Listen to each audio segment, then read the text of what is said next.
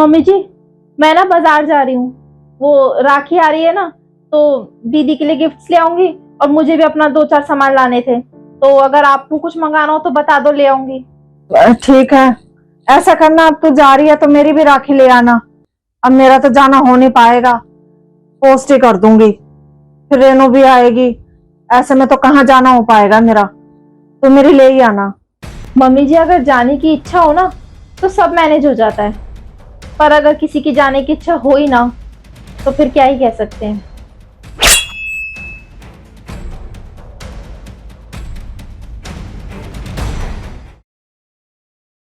हाँ बोल रेनू।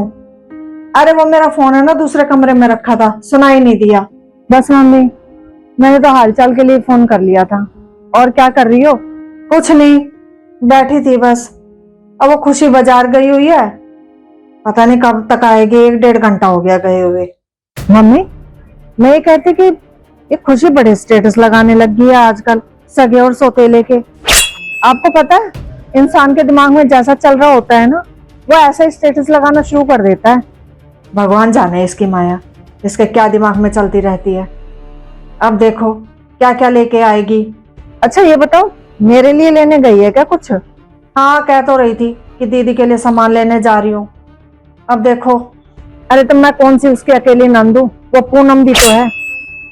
और समझाती क्यों नहीं आप उसे? कह दो, अरे वो कौन सी सगी नंद है, चाचा की बेटी तो है।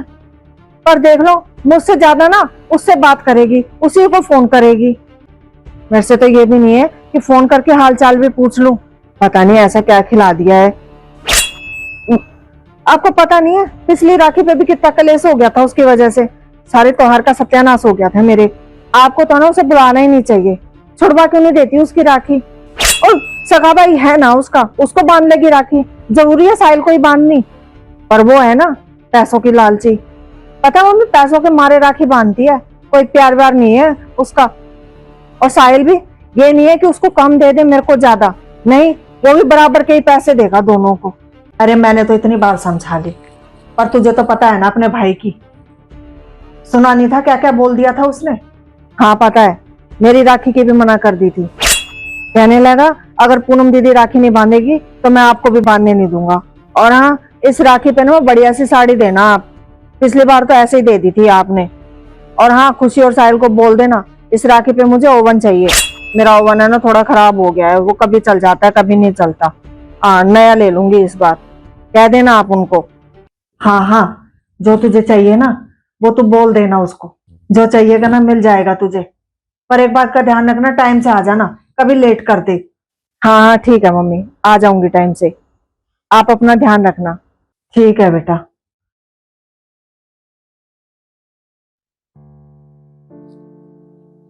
आ गई? बड़ी देर लगा दी तूने तो। और मम्मी जी, त्योहारों के टाइम पे ना बाजार में भीड़ भी बहुत होती है, तो टाइम लग ही जाता है। क्या क्या ले आई, दिखा तो।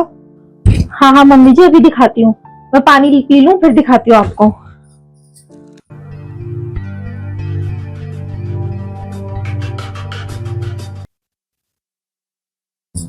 अरे मम्मी, दिखा रही हूँ सामान। आपसे भी ना सब्र नहीं होता बिल्कुल भी। अरे देख ही तो रही थी, ला दिखा अब, क्या लेके आई है? एक तो ये सूट है, और एक ये कड़े, और एक ये परफ्यूम। सूट तो बड़ा सुंदर है, पसंद आ जाएगा रेनू को। और ये कड़े भी सुंदर लग रहे हैं, दोनों चीज पसंद आ जाएंगी। मम्मी जी, ये सूट है ना, मैं रेनू दीदी के लिए नहीं, पूनम दीदी के लिए लेके आई हूँ। क्या? ये ये सूट तो पूनम के लिए लाई है? अरे तो क्या रेनू को सिर्फ ये कड़े देगी? अरे कुछ तो शर्म कर ले बहू, साहिल की अच्छी खासी नौकरी है, राखी पे ये सिर्फ कड़े देगी? अरे तेरी इकलौती सगी नंद है, ये देती अच्छी लगेगी क्या?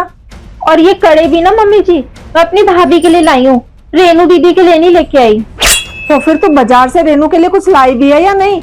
अरे तो रेनू के सामने तो पूनम को ये सूट देगी, उसको अच्छा लगेगा क्या? अरे ऐसा ही सूट ले आती उसके लिए भी। मम्मी जी, मैंने तो ना पिछले साल ही कान पकड़ लिए थे कि रेनू दीदी के लिए मैं कुछ नहीं लाऊंगी। भूल गई आप पिछले साल क्या हुआ था? मेरा दिया सूट कैसे मेरे मुंह पे फेंक के मारा था उन्होंने।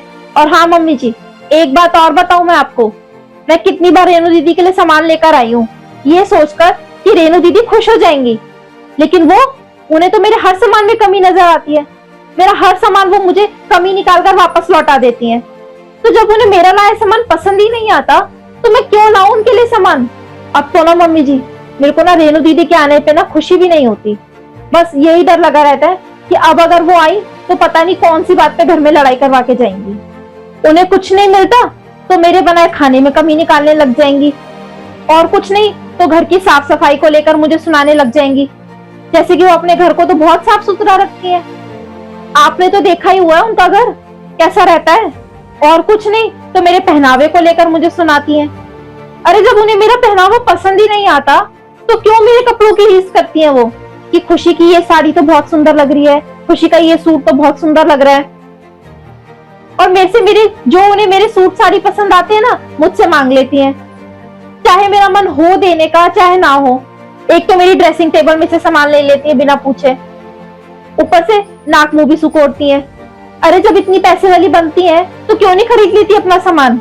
मम्मी जी, चाहे आप मेरी बात का बुरा मानो या भला मानो, जो मेरे से प्यार से बात करेगा या मेरी रिस्पेक्ट करेगा, मैं भी उसी से ही प्यार से बात करूंगी और उसी को ही रिस्पेक्ट दूंगी।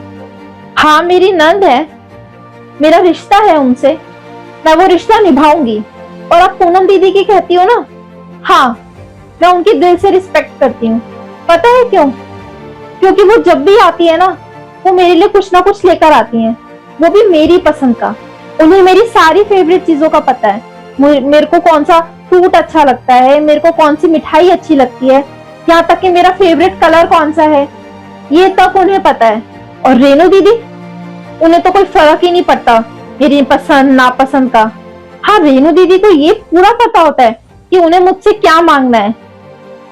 मम्मी जी, मैं ये नहीं कह रही हूँ कि पूनम दीदी मुझे इसलिए पसंद है कि वो मेरे लिए सामान लेकर आती हैं और रेनू दीदी पसंद नहीं है। पर मम्मी जी, कई बार ना प्यार दिखाना भी पड़ता है। रेनू दीदी से तो कभी एक रुमाल तक नहीं लाया गया मेरे नाम का। कभी तो हो कि मैं आज अपनी भाभी के लिए एक रबर बैंड ले जाऊं या कोई छोटी मोटी चीज ही ले आऊं। अरे मैं भी तो लेके जाती हूँ अपनी भाभी के लिए, उनके चेहरे पर इतनी बड़ी स्माइल होती है।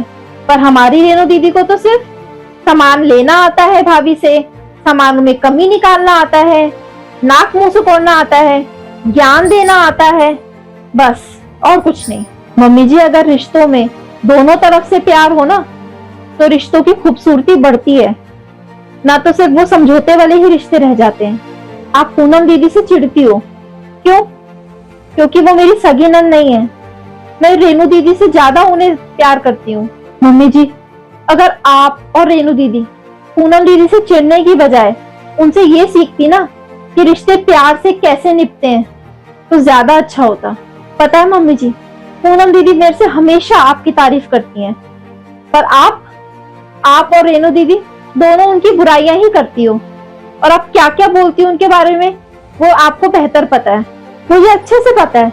इस बार भी ना रेनू दीदी कोई ना कोई डिमांड लेके बैठी होंगी कि मुझे अपने भाई से ना ये चाहिए। और हाँ, इस राखी पे ना वो बढ़िया सी साड़ी देना आप।